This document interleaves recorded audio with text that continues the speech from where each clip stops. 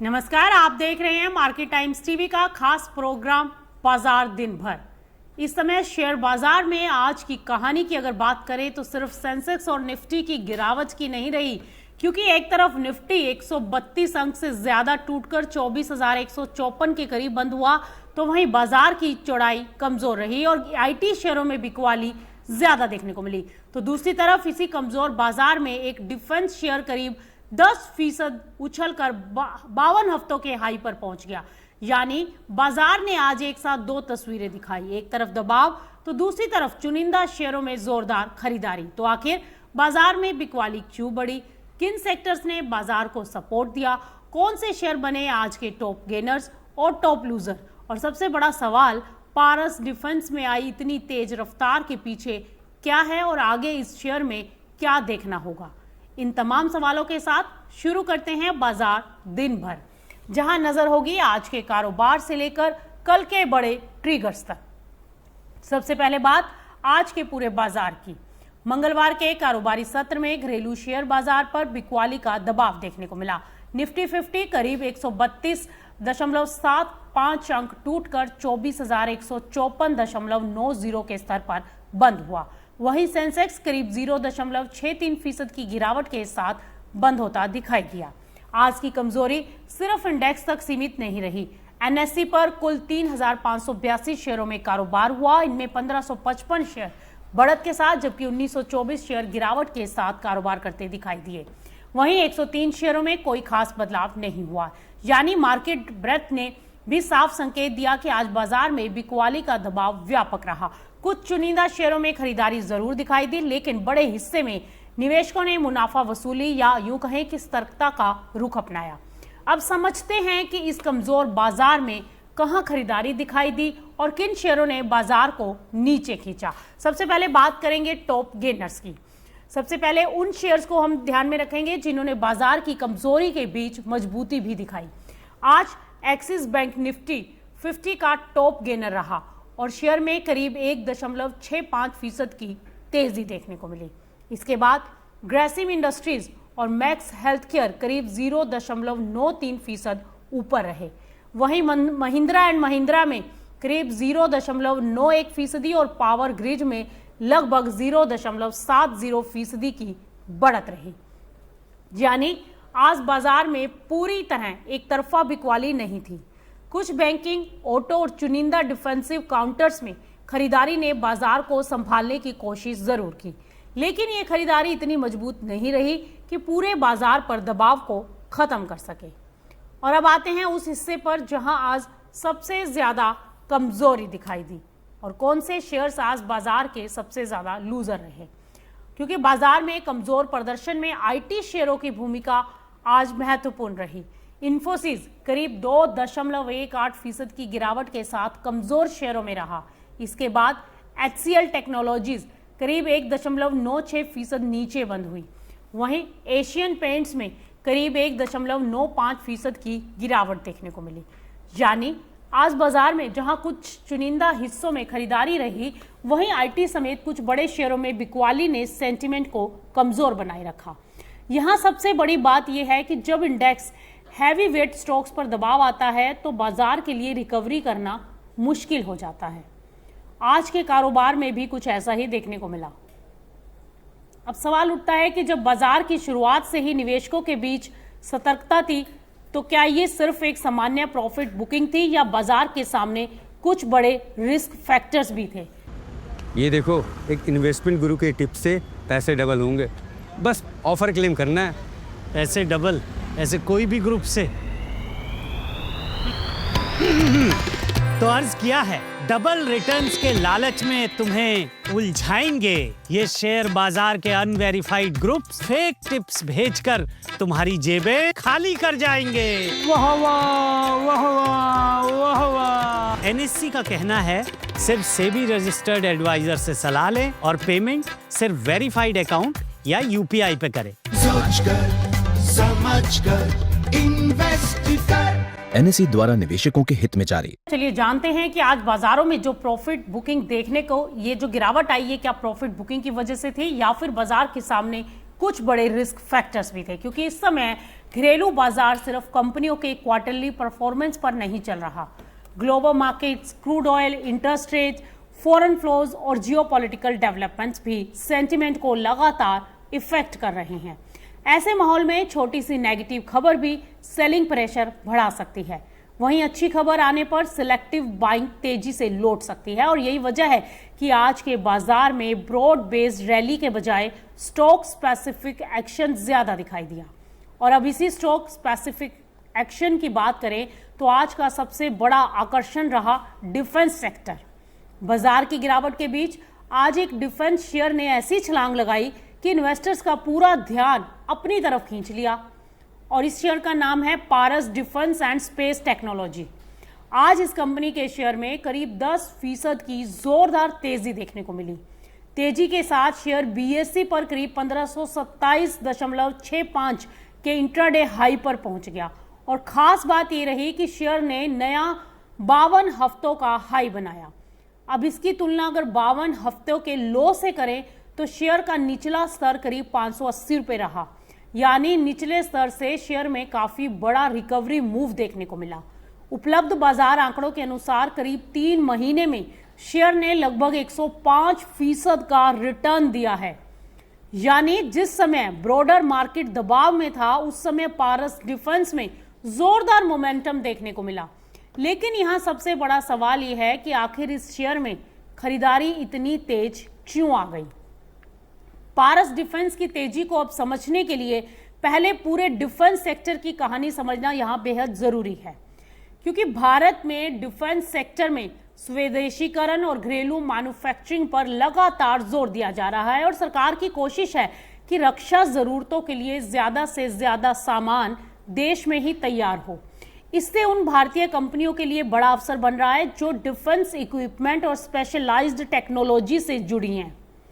पारस defence भी इसी ecosystem का हिस्सा है। कंपनी ऑप्टिक्स, ऑप्ट्रॉनिक्स और डिफेंस इंजीनियरिंग से जुड़े प्रोडक्ट्स और सिस्टम्स पर काम करती है, यानी ये कोई सामान्य इंडस्ट्रियल कंपनी नहीं है। इसका कारोबार सीधे डिफेंस और स्पेस टेक्नोलॉजी से जुड़ा हुआ है और कंपनी की खास क्षमताओं में सबमरीन्स के लिए ऑप्टो इलेक्ट्रॉनिक्स, पेरिस्कोप्स जैसे स्पेशलाइज्ड सिस्टम भी शामिल हैं और यहीं से इसकी लॉन्ग टर्म ग्रोथ स्टोरी बड़ी दिलचस्प हो जाती है। पारस डिफेंस की कहानी सिर्फ डिफेंस ऑर्डर तक सीमित नहीं है। कंपनी टेक्नोलॉजी और सेमीकंडक्टर इकोसिस्टम में भी अपना फुटप्रिंट बढ़ाने की कोशिश कर रही है। ये देखो, एक इन्वेस्टमेंट गुरु के टिप से पैसे डबल होंगे। बस ऑफर क्लेम करना है। ऐसे डबल ऐसे कोई भी ग्रुप से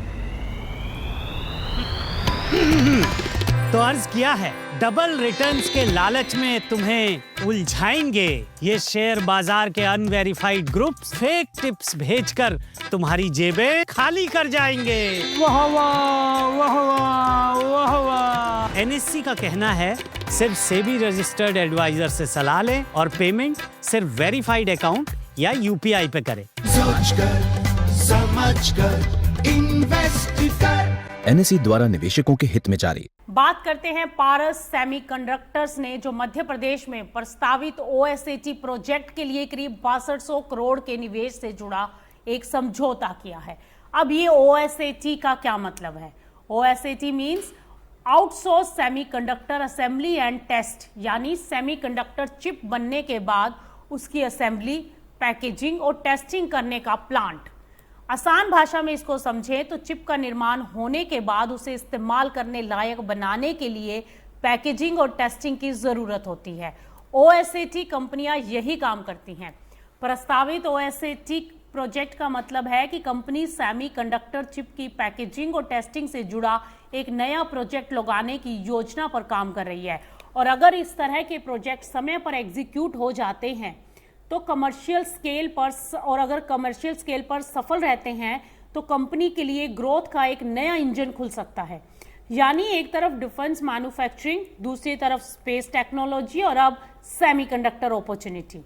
इसी कॉम्बिनेशन की वजह से इस स्टॉक पर बाजार की नजर लगातार बनी हुई है।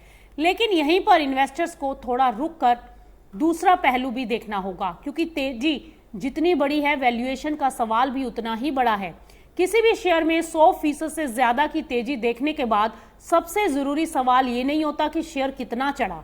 असली सवाल ये है कि क्या कंपनी के फंडामेंटल्स भी उतनी ही तेजी से बढ़े हैं। पारस डिफेंस में तेजी के साथ वैल्यूएशन काफी ऊपर नजर आ रहा है। उपलब्ध बाजार आंकड़ों में इसका पीई 125 गुना से ऊपर दिखाई देता है। इसका मतलब ये नहीं कि शेयर महंगा है इसलिए उसमें तेजी नहीं आ सकती, लेकिन इसका मतलब ये जरूर है कि इन्वेस्टर अब कंपनी से तेज अर्निंग ग्रोथ और मजबूत एग्जीक्यूशन की उम्मीद कर रहे हैं। अगर कंपनी की ग्रोथ उम्मीद के मुताबिक आती है तो वैल्यूएशन को सपोर्ट मिल सकता है, लेकिन अगर अर्निंग्स ग्रोथ अनुमान से कमजोर रहती है तो ऊंची वैल्यूएशन वॉलेटिलिटी को बढ़ा भी सकती है। इसीलिए इस शेयर में सिर्फ प्राइस मोमेंटम नहीं बल्कि order book, revenue growth, profit growth और एग्जीक्यूशन भी आगे के बड़े ट्रिगर रहेंगे। तो पारस डिफेंस में इन्वेस्टर्स के लिए तस्वीर को 3 हिस्सों में समझना चाहिए। पहला, डिफेंस सेक्टर का स्ट्रक्चरल ग्रोथ, और दूसरा कंपनी का टेक्नोलॉजी और सेमीकंडक्टर में एक्सपेंशन, और तीसरा मौजूदा वैल्यूएशन। पहले 2 फैक्टर्स ग्रोथ स्टोरी को मजबूत करते हैं, लेकिन तीसरा फैक्टर यह बताता है कि बाजार पहले से ही फ्यूचर ग्रोथ का एक बड़ा हिस्सा प्राइस में शामिल कर चुका हो सकता है। इसीलिए यहां आगे की चाल में अर्निंग्स और बिजनेस एग्जीक्यूशन की भूमिका बेहद महत्वपूर्ण रहेगी। अब एक दिलचस्प बात पर गौर कीजिए। आज जहां निफ्टी और सेंसेक्स दोनों दबाव में रहे, वहीं पारस डिफेंस ने करीब 10% की तेजी दिखाई। यानी आज के कारोबार में एक बार फिर साफ हो गया कि इंडेक्स की चाल और इंडिविजुअल स्टॉक्स की कहानी दोनों बिल्कुल अलग अलग हो सकती हैं। इसीलिए सिर्फ ये देखना काफी नहीं होता कि निफ्टी ऊपर है या नीचे। बाजार में असली मौके कई बार सेक्टर और स्टॉक स्पेसिफिक एक्शन में बनते हैं। आज एक्सिस बैंक जैसे शेयरों में मजबूती रही, आईटी स्टॉक्स दबाव में रहे और डिफेंस स्पेस में पारस डिफेंस ने जोरदार मोमेंटम दिखाया। यानी बाजार के अंदर कैपिटल रोटेशन की तस्वीर भी नजर आई। अब बढ़ते हैं अगले कारोबारी सत्र की तरफ। निवेशकों की नजर सबसे पहले रहेगी कि आज की गिरावट के बाद बाजार में फ्रेश बाइंग लौटती है या फिर कल सेलिंग प्रेशर जारी रहेगा। इसके साथ ग्लोबल क्लूज भी बड़े महत्वपूर्ण होंगे। क्रूड ऑयल की चाल, geopolitical developments, foreign institutional investors की एक्टिविटी और ग्लोबल इक्विटी मार्केट का मूड, ये सभी फैक्टर्स बाजार के ओपनिंग ट्रेंड को प्रभावित कर सकते हैं। इसके अलावा आईटी स्टॉक्स में आज की कमजोरी के बाद रिकवरी आती है या नहीं, यह भी देखने वाली बात होगी। बैंकिंग और ऑटो स्टॉक्स में आज जो सिलेक्टिव बाइंग दिखाई दी वो आगे ब्रॉड बेस्ड होती है या नहीं, इस पर भी नजर रखनी होगी। और डिफेंस स्टॉक्स में आज की तेजी के बाद मोमेंटम कायम रहता है या प्रॉफिट बुकिंग आती है, यह भी बहुत महत्वपूर्ण होगा। तो आज के पूरे कारोबार को अगर एक लाइन में समझा जाए तो इंडेक्स कमजोर रहा, ब्रेड कमजोरी रही, लेकिन स्टॉक्स के बीच एक्शन बेहद तेज रहा। निफ्टी करीब 133 अंक टूटा, सेंसेक्स भी गिरावट के साथ बंद हुआ। एनएसई पर गिरने वाले शेयरों की संख्या बढ़ने वाले शेयरों से ज्यादा रही। एक्सिस बैंक ने मजबूती दिखाई, इन्फोसिस और एचसीएल टेक्नोलॉजीज जैसे आईटी स्टॉक्स पर दबाव रहा और इन सबके बीच पारस डिफेंस ने करीब 10% की तेजी के साथ 52 हफ्तों के हाई बना दिए। यानी आज का बाजार हमें यही बता रहा है कि सिर्फ इंडेक्स देखकर पूरी तस्वीर समझना मुश्किल है। कहीं सेलिंग है तो कहीं सिलेक्टिव बाइंग भी है और कहीं स्ट्रॉन्ग सेक्टरल मूवमेंटम भी दिखाई दे रहा है। तो बाजार में आज गिरावट जरूर रही, लेकिन कहानी पूरी तरह बियरिश नहीं थी, क्योंकि कमजोर इंडेक्स के बीच भी कुछ सेक्टर्स और स्टॉक्स ने अपनी ताकत दिखाई है। अब आने वाले सत्र में असली परीक्षा होगी कि आज की गिरावट सिर्फ प्रॉफिट बुकिंग थी या बाजार में करेक्शन का अगला चरण शुरू हो रहा है। और पारस डिफेंस के लिए सवाल ये होगा कि 52 हफ्तों के हाई के बाद मोमेंटम और मजबूत होगा या ऊंची वैल्यूएशन के बीच मुनाफा वसूली यहां पर दस्तक देती दिखाई देगी। यानी कि अगला कारोबारी सत्र सिर्फ निफ्टी और सेंसेक्स के लिए नहीं बल्कि सेक्टर रोटेशन और स्टॉक स्पेसिफिक एक्शन के लिहाज से भी काफी अहम रहने वाला है। बाजार की हर तेजी, हर गिरावट और हर बड़े स्टॉक मूव पर हमारी नजर बनी रहेगी। इसी के साथ आज के बाजार दिन भर में इतना ही। कल फिर मिलेंगे बाजार की नई चाल, नए ट्रिगर और कमाई से जुड़ी बड़ी खबरों के साथ। तब तक देखते रहिए मार्केट टाइम्स टीवी, जहां बाजार की हर हलचल सबसे पहले और सबसे आसान भाषा में। नमस्कार।